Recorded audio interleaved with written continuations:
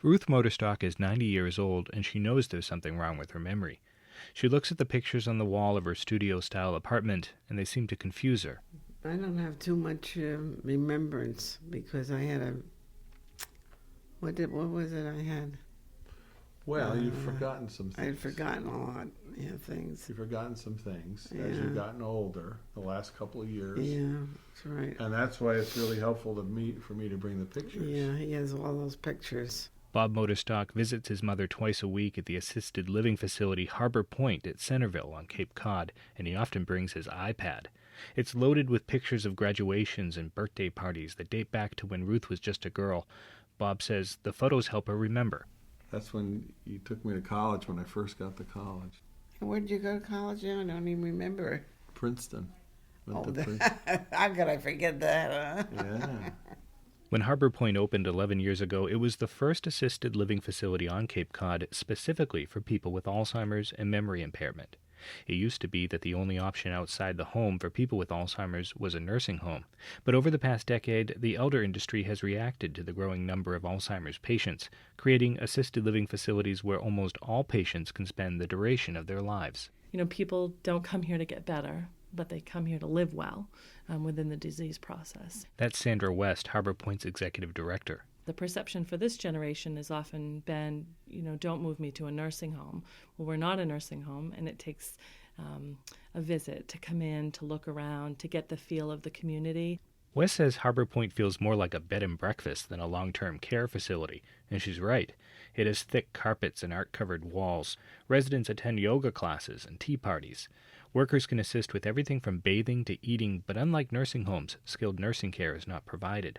And the difference from a traditional assisted living facility is that everything is geared towards making things easier for the memory impaired. We use red dining plates to help with the amount of food a person will eat because they can actually see with the red plate better.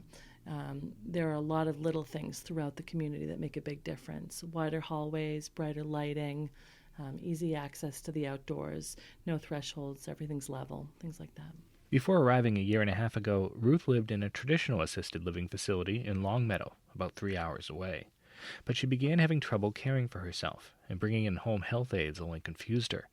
She didn't need skilled nursing care because she's generally healthy, and Bob was relieved to find an assisted living facility near his home on Cape Cod that specializes in memory impairment. All of us fear that we're going to put them into a place that, number one, they're going to hate, and number two, they're not going to be taken care of and they're going to be left alone. But that's why you really need to spend some time and go to these places. One of the biggest obstacles families face is financial. Under current law, an individual's assets must be nearly depleted before the federal government will step in under Medicaid. The qualification criteria is complicated, and many loopholes that previously allowed people to give away assets in order to qualify have since been closed. The reality is that very few people can afford care costs for the duration of the disease.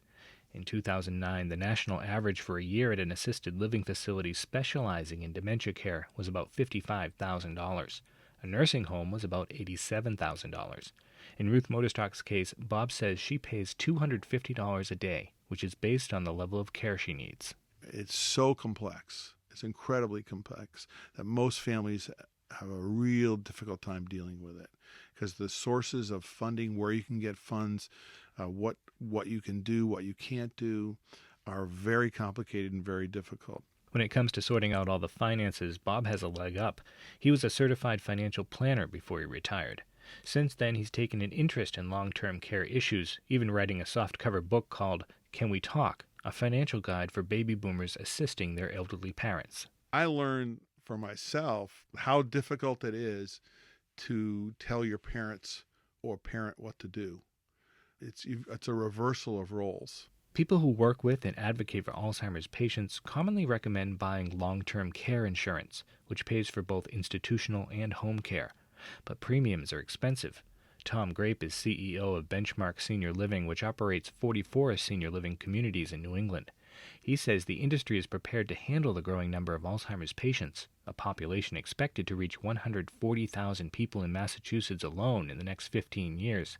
But cost will continue to be an issue for most families. Personally, I think long-term care insurance is a great solution for the whole longer-term issue of funding elder care, but it's just simply not widely held.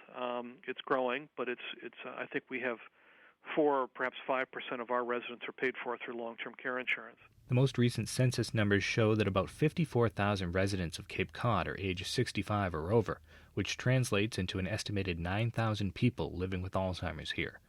There's about 120,000 statewide.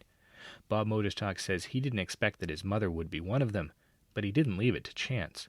10 years ago, when she was still clear-headed, he sat down with his mom to talk about her final wishes. He says it may have been the most important conversation they ever had. For 89.7 WGBH, I'm Sean Corcoran on Cape Cod.